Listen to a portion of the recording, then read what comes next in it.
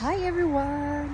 Andito tayo sa likod. Ayan, excited akong kunin yung ating first na tumubo na ating mga mustasa.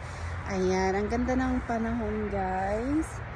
Ayan, so kukunin natin at ito yung prinamis ko kay Duday na first harvest ko ay bibigay ko sa kanya. So, ayan na.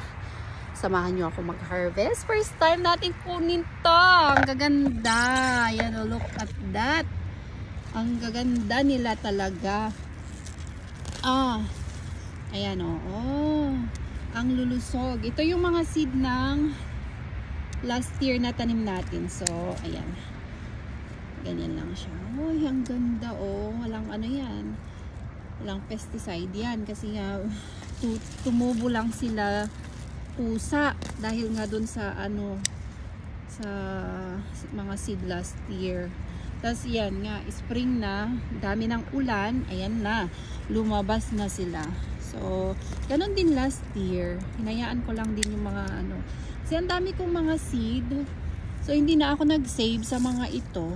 Kaya hinayaan ko na lang silang malaglag ba sa lupa. Kaya yan, tumubo ulit sila. Pero marami pa ako dyan na seed. Binigay ng aking friend. Pero, ito muna unahin natin. Para, bago tayo magtanim.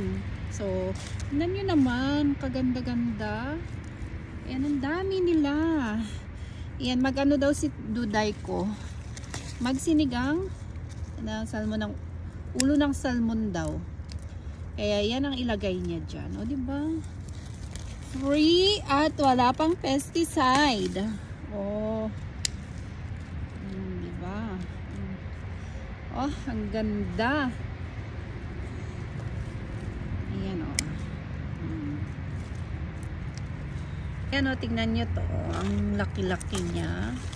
O, yung taba nito. Tingnan nyo, o. O. Ang ganda, ang taba niya.